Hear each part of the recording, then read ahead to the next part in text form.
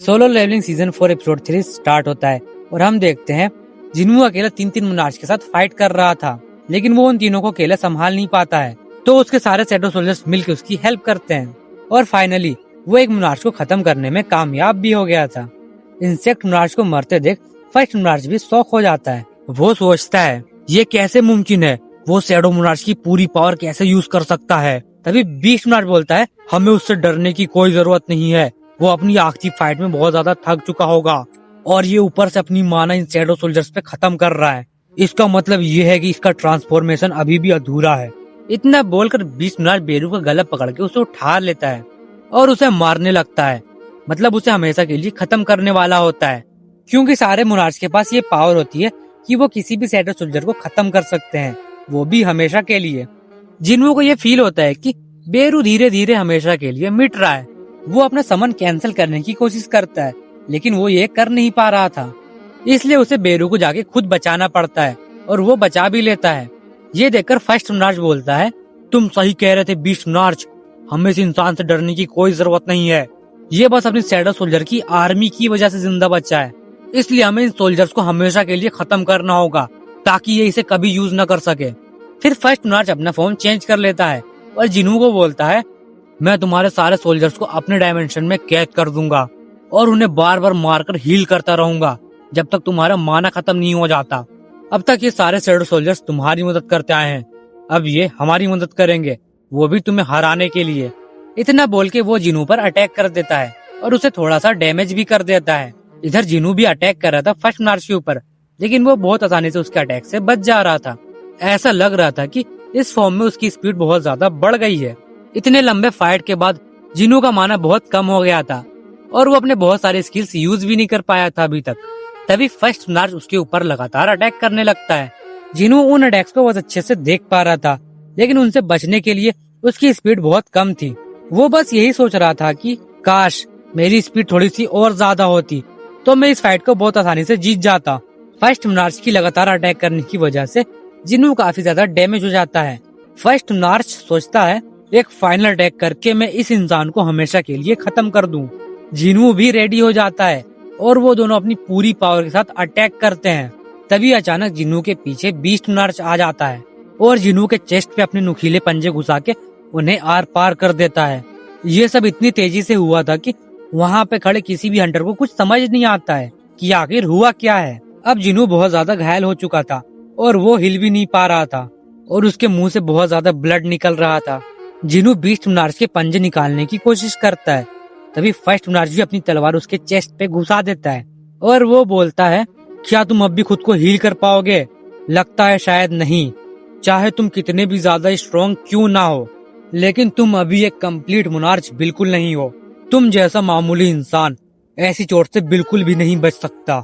इसका मतलब ये कि तुम इस दुनिया का अंत देखने के लिए जिंदा ही नहीं बचोगे और हमारी पूरी आर्मी भी इस दुनिया में आएगी। खून की नदियां बहेंगी, लाशों के पहाड़ बनेंगे, लेकिन ये कंट्री जिसके अंदर तुम बड़े हुए हो, इसमें रहने वाले हर इंसान को मैं खुद अपनी आइस की कैद में डालूंगा और उसके अंदर इन इंसानों को मैं हजारों सालों तक टॉर्चर करूंगा। ना ये सही से जी पाएंगे और ना ही सही से मर पाएंगे। जिन्हू कुछ नहीं कर पा रहा था, वो बस यही सोच रहा था कि काश मुझे थोड़ा सा और टाइम मिल जाए। और इसी के साथ जिन्हू अपनी आखिरी सांस लेता है और इस दुनिया को छोड़कर चला जाता है। फिर जिन्हू के सिस्टम में नोटिफिकेशन आता है प्लेयर हैज अ डेड। चारों तरफ सन्नाटा हो जाता है और सारे हंटर्स बस ये देखते रह जाते हैं। किसी ने भी ये नहीं सोचा था कि ऐसा भी हो सकता है। जिन्हू के सिस्टम में एक और नोटिफिकेशन आता है your black heart is activated.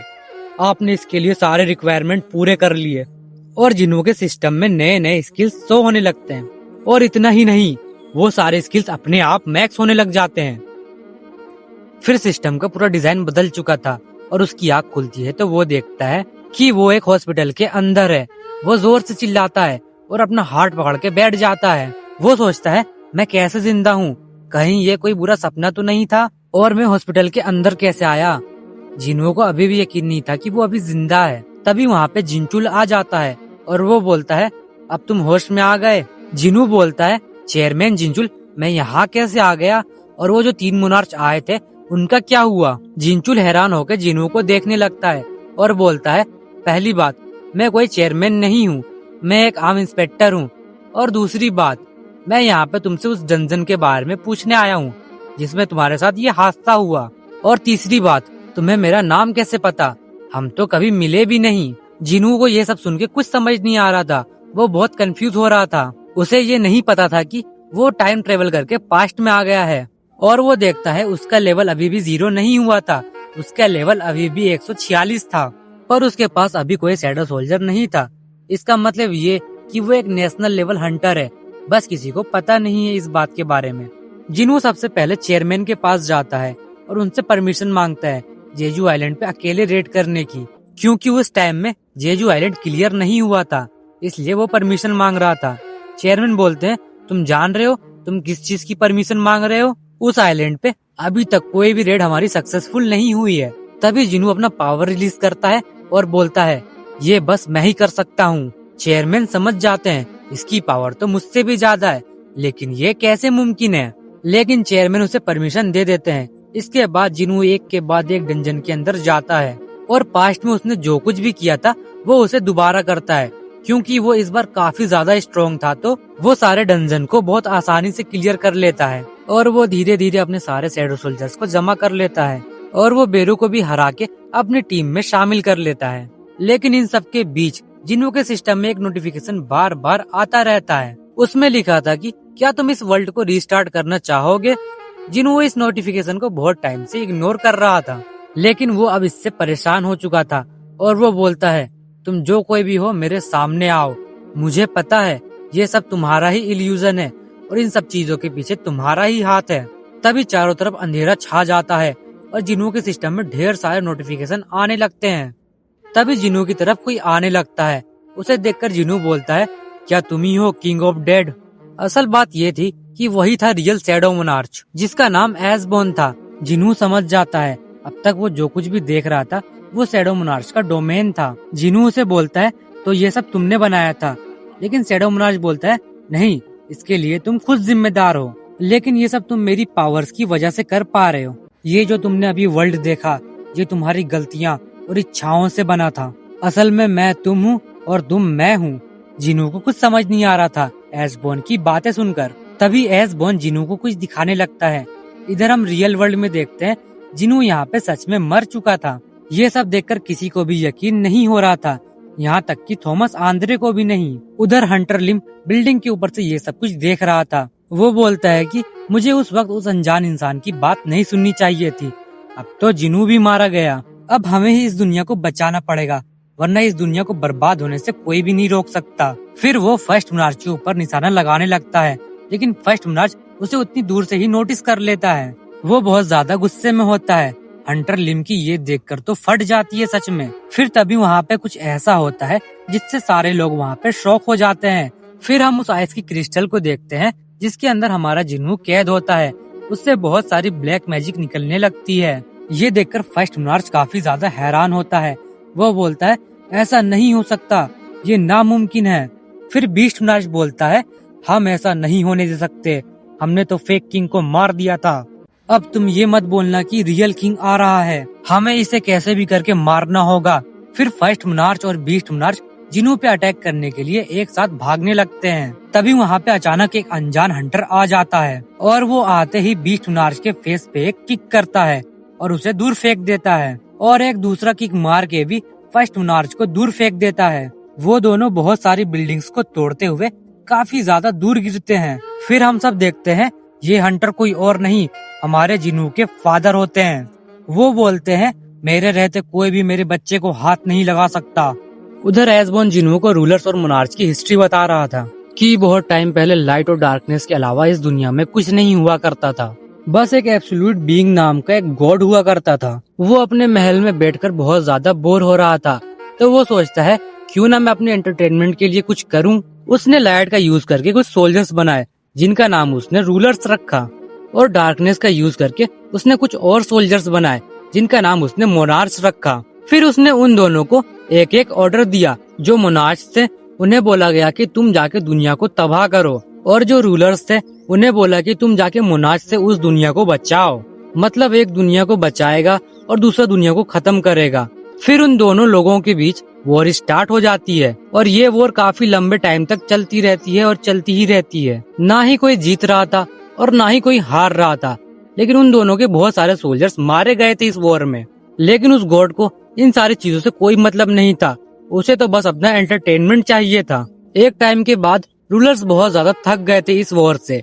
वो डिसाइड करते हैं कि वो अपने गॉड से जाके हेल्प मांगेंगे। फिर वो लोग उस गॉड के सामने जमीन पे गिर के उससे बोलते हैं, आप तो गॉड हैं, आप तो बहुत ज्यादा महान हैं और हम सच्चाई के साथ लड़ाई कर रहे हैं, तो प्लीज आप हमारी हेल्प कीजिए। आपके इतने सारे लॉयल सोल्जर्स मर रहे हैं इस वॉर में, तो आप हमारी साइड को थोड़ी और पावर दीजिए ताकि हम मोनार्च को हमेशा के लिए खत्म कर सकें और उनका सर आपके कदमों में लाके रख सकें। लेकिन वो गॉड उनकी बातें सुनकर कुछ नहीं बोलता है। रूलर्स समझ जाते हैं कि हमारा असली दुश्मन मोनार्च नहीं, हमारा गॉड ही है, और जब तक वो लोग इस गॉड को खत्म नहीं कर देते तब तक ये वॉर कभी भी नहीं रुकेगी। वो सब मिलकर डिसाइड करते हैं कि हमें इस गॉड को ही खत्म कर देना चाहिए। लेकिन उनमें से एक रूलर्स इसके खिलाफ था। वो अपने गॉड के लिए बहुत ज्यादा लॉयल था और उन सबका लीडर भी था, और इतना ही नहीं, वो उन सारे रूलर्स से बहुत ज्यादा स्ट्रॉन्ग भी था। आप लोगों को पता है ये कौन हो सकता है? अगर आप लोगों को पता है तो आप कमेंट में जरूर बताइएगा इसका नाम।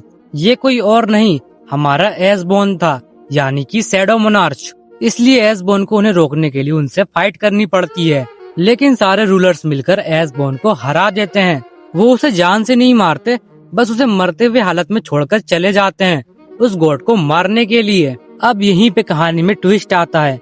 आप सब तो जानते हैं कि एसबोर्न उस गॉड का बहुत ज्यादा लॉयल सोल्जर था, इसलिए उस गॉड ने एसबोर्न के अंदर एक हिडन पावर छुपा के रखी थी। वो बस मरने ही वाला होता है तभी वो पावर एक्टिवेट हो जाती है।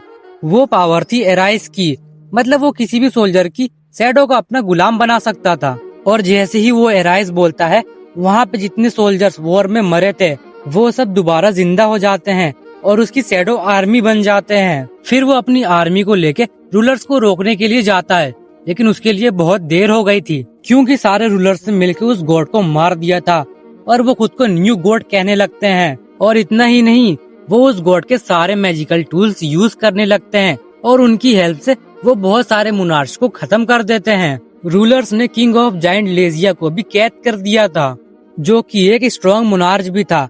उसके पकड़े जाने के बाद बहुत सारे मोनार्च डर जाते हैं और कमजोर भी पड़ जाते हैं। तभी एसबोर्न डिसाइड करता है कि वो मोनार्च की तरफ से फाइट करेगा और वो अपना बदला भी लेगा उनसे।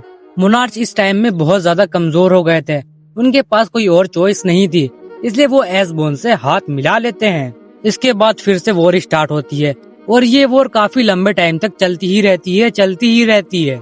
इस वॉर में बस इतना ही चेंज आया था कि जो एसबोर्न रूलर्स की तरफ से फाइट करता था वो अब मोनार्च की तरफ से फाइट कर रहा है। इस वॉर में जितने भी सोल्जर्स मर रहे थे, एसबोर्न उनकी शैडो को अपनी आर्मी में शामिल कर रहा था।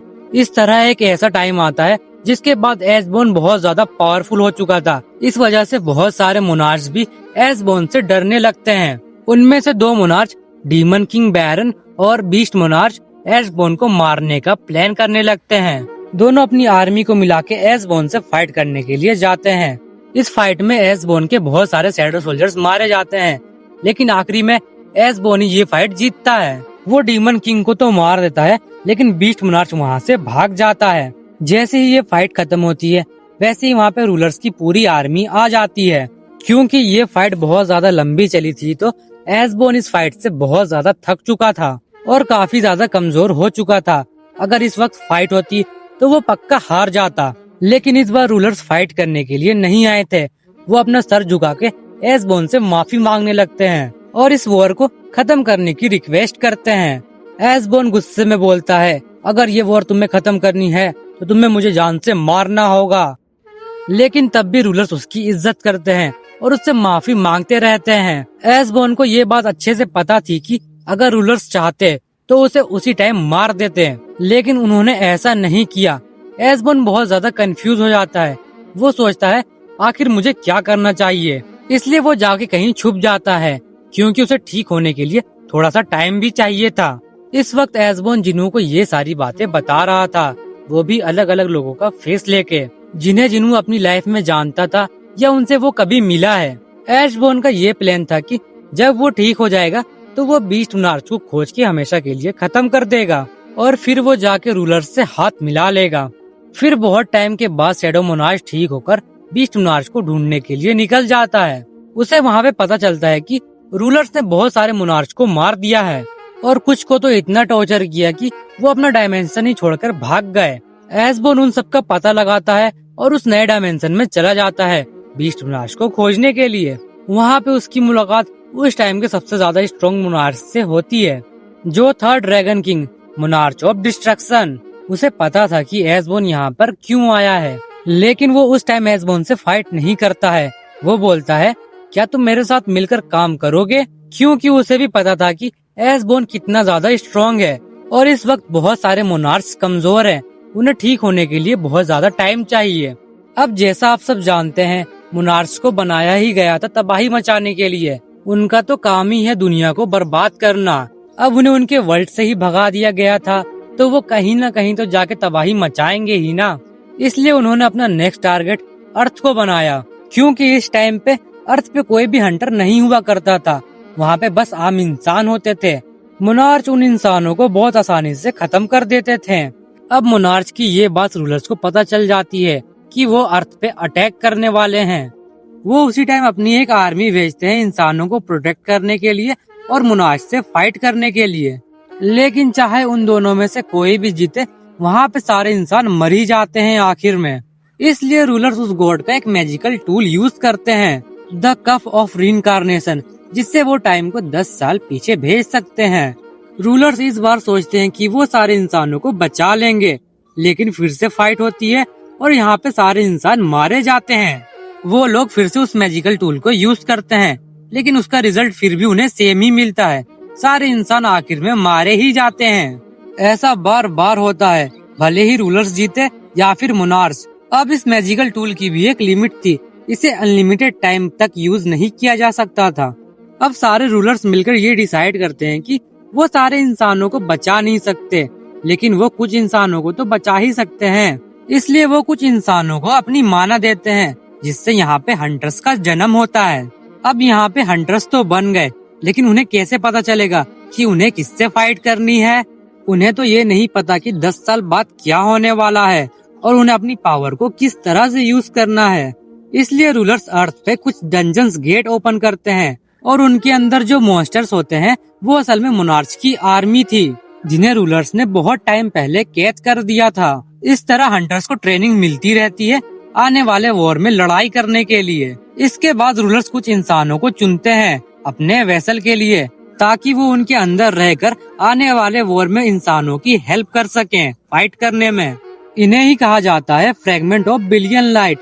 एसबोर्न भी यही करना चाहता था, लेकिन वो इतना ज्यादा स्ट्रॉन्ग था कि उसके लायक कोई वेसल मिलता ही नहीं था कभी, जो उसकी पावर्स को संभाल सके। तभी एसबोर्न को कोई मिलता है, उसका नाम होता है आर्किटेक्चर। वो बोलता है वो उसके लिए एक परफेक्ट वेसल खोज सकता है, लेकिन बदले में उसे अमर होने का विश चाहिए। वो बोलता है मुझे एक ऐसा वेसल चाहिए जिसने अपनी मौत को बहुत करीब से देखा हो, जो कि हमारा जिनू होता है। इसके बाद जिनू को उसके सारे सवालों का जवाब मिल जाता है। एसबोर्न उससे पूछता है तुम्हें क्या इस वर्ल्ड में ही रहना है और सब कुछ अपने हिसाब से यहाँ पे कंट्रोल करना है, या फिर तुम रियल वर्ल्ड में जाके फाइट करना चाहोगे? जिनू बोलता है मुझे यहाँ पे नहीं रुकना चाहिए, ये जगह मेरे लिए नहीं बनी है। एसबोर्न जिनू की तरफ देखकर स्माइल करता है और वहाँ से जाने लगता है। जिनू बोलता है क्या ये गुड बाय है और हम अब कभी नहीं मिल सकते? एसबोर्न बोलता है मैं एक लंबे रेस्ट के लिए जा रहा हूँ, अब से शैडो मोनार्च मैं नहीं तुम हो, और इसके बाद अब हम कभी नहीं मिलेंगे। फिर एसबोर्न अपने असली रूप में आ जाता है और जिनू को बोलता है इस मौत की वजह से तुम और भी ज्यादा स्ट्रॉन्ग हो गए हो, अब टाइम आ चुका है तुम्हारे वापस जाने का। और वो जाने से पहले बोलता है मैं तुम हूँ और तुम मैं ही हूँ, और वो इतना बोल के फाइनली चला जाता है हमेशा के लिए। तभी जिनू के सिस्टम में बहुत सारे नोटिफिकेशन आने लगते हैं कि ये सिस्टम अब डिलीट होने वाला है और प्लेयर्स के सारे पावर लिमिट्स हटा दिए गए हैं और कमांडर लेवल सोल्जर्स के भी पावर लिमिट्स हटा दिए गए हैं। वो सब अपनी फुल पावर के साथ अब फाइट कर सकते हैं। इसके बाद एक आखिरी नोटिफिकेशन आता है जिसमें लिखा था कि क्या ये सिस्टम तुम हमेशा के लिए डिलीट करना चाहते हो? जिनू यस पर क्लिक कर देता है। इसके बाद सीन चेंज होता है और हम देखते हैं फर्स्ट मोनार्च और बीस्ट मोनार्च को, जिनके साथ जिनू के फादर फाइट कर रहे होते हैं। फर्स्ट मोनार्च गुस्से में बोलता है, तुम्हें पता है तुम किसको प्रोटेक्ट कर रहे हो? वो अब तुम्हारा बेटा नहीं रहा। क्या तुम सच में शैडो मोनार्च को ठीक होने दोगे? तुम भी तो एक फ्रेगमेंट ऑफ लाइट हो, तुम्हें भी तो पता है वो कितना ज्यादा पावरफुल है। उसने तुम सबको भी धोखा दिया है और तुम उसे ही बचाना चाह रहे हो। क्या तुम इस वर्ल्ड को अपनी आंखों से तबाह होता हुआ देखना चाहते हो? लेकिन जिनू का बाप उन दोनों को इग्नोर कर देता है और अपना डाइगर निकाल लेता है उनके सामने। तभी बीस्ट मोनार्च बोलता है, हमारे पास इतना टाइम नहीं है। फिर वो दोनों एक साथ अटैक कर देते हैं, लेकिन जिनू का बाप उन दोनों को आसानी से संभाल लेता है। फर्स्ट मोनार्च सोचता है, हम शैडो मोनार्च को रिवाइव नहीं होने दे सकते, हमें कुछ करना होगा। फिर वो अपने मुंह से आइस अटैक करने ही वाला होता है, तभी जिनू का बाप सीधा उसके फेस पे किक मारता है, जिससे वो दूर चला जाता है। तभी उसके पीछे से बीस्ट मोनार्च आता है और उसे बस खाने ही वाला होता है, लेकिन जिनू का बाप अपना डाइगर सीधा बीस्ट मोनार्च के मुंह के अंदर घुसा देता है। बीस्ट मोनार्च दर्द से चिल्लाने लगता है और बोलता है, मामूली इंसान, मैं तुम्हें जिंदा नहीं छोड़ूंगा। लेकिन तभी बीस्ट मोनार्च को एक जानी मानी मैजिकल पावर का एहसास होता है। वो डर के मारे जमीन पे गिर जाता है और उसके पसीने छूटने लगते हैं। वो देखता है कि जिस क्रिस्टल के अंदर जिनू होता है वो टूटने लगता है और उसके आसपास बहुत सारी ब्लैक मैजिकल पावर निकलने लगती है। इधर फर्स्ट मोनार्च खुद को कैसे भी करके संभाल लेता है और बोलता है, मेरी हेल्प करो इस इंसान को खत्म करने में। हम शैडो मोनार्च को किसी भी हाल में रिवाइव नहीं होने दे सकते। लेकिन बीस्ट मोनार्च इतना ज्यादा डर गया था कि वो बोलता है, मैं हार मानता हूँ, मुझे अब फाइट नहीं करनी, मैं यहाँ से जा रहा हूँ। फर्स्ट मोनार्च गुस्से में बोलता है, पागल हो गए हो, हम जीत के इतने करीब है और तुम भागने की बात कर रहे हो। तुमने वादा किया था कि तुम मेरी हेल्प करोगे शैडो मोनार्च को हराने में। बीस्ट मोनार्च बोलता है, तुम्हें उसकी पावर फील नहीं हो रही क्या? शैडो मोनार्च को अब हील होने से कोई नहीं रोक सकता।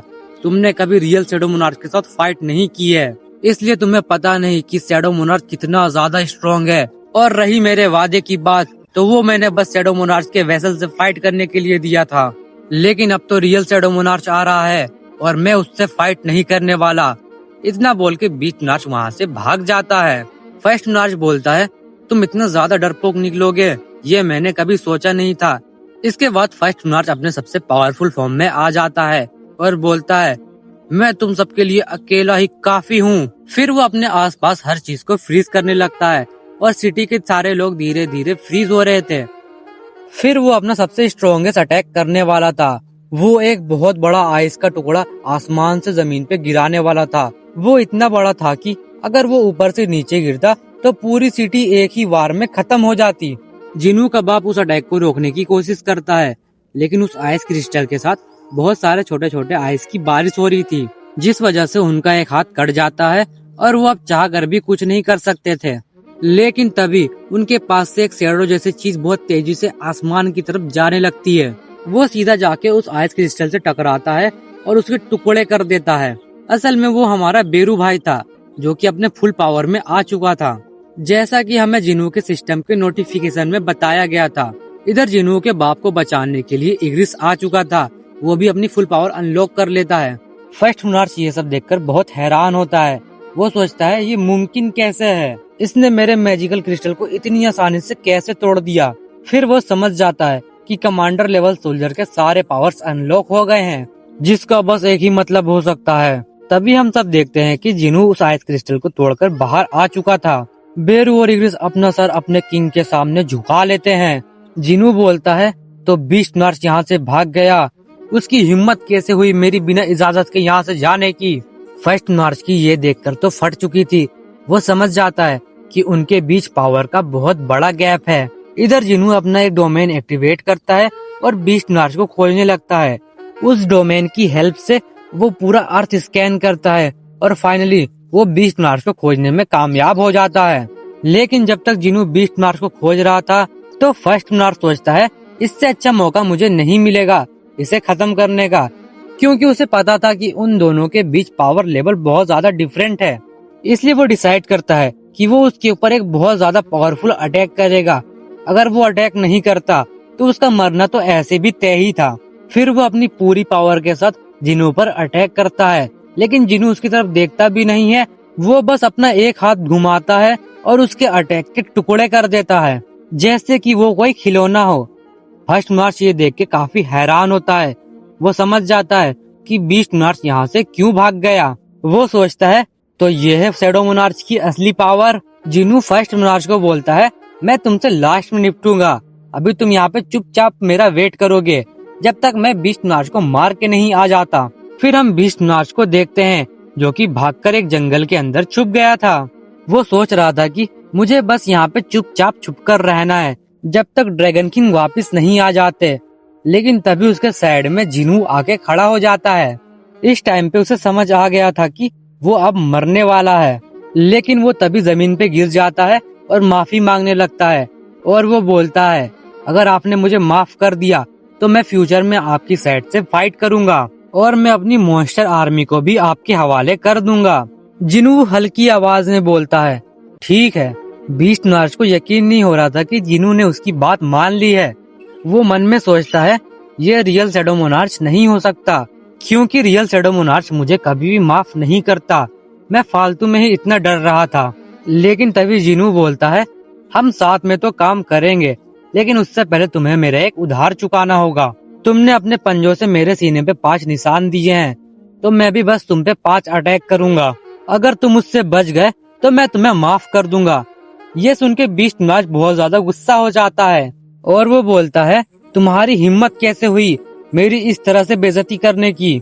और वो जिनू के ऊपर अटैक कर देता है, लेकिन जिनू बस एक झटके में ही उसका एक हाथ काट देता है और वो बोलता है, अब बस 4 बचे। इधर हम देखते हैं कि फर्स्ट मोनार्च इग्रिस के साथ फाइट कर रहा होता है। वो बोलता है, तुम मुझे कम समझने की गलती मत करो। भले ही मैं थोड़ा सा कमजोर हो गया हूँ, लेकिन मैं तुम्हें बहुत आसानी से हरा सकता हूँ। वो बस इतना बोल ही रहा था कि तभी जिनू वहाँ पे आ जाता है और वो बीस्ट मोनार्च के दांत उसके सामने फेंक देता है और वो बोलता है, बीस्ट मोनार्च तो मर चुका, अब तुम्हारी बारी। फर्स्ट मोनार्च सोचता है, मुझे पता था कि ये स्ट्रॉन्ग है, लेकिन ये इतनी जल्दी बीस्ट मोनार्च को मार के आ जाएगा। आखिर किस तरह का मॉन्स्टर है ये शैडो मोनार्च। जिनू बोलता है, तुम तीनों मोनार्च की मौत बाकी मोनार्च के लिए एक वार्निंग का काम करेगी। ये सुनकर फर्स्ट मोनार्च गुस्सा हो जाता है और बोलता है, क्या मतलब तीनों मोनार्च, मैं अभी जिंदा हूँ। वो इतना बोल ही रहा था कि तभी जिनू का एक डैगर जाके फर्स्ट मोनार्च को लगता है। वो उस अटैक से संभल भी नहीं पाया था कि एक दूसरा डैगर भी आके उसे लगता है।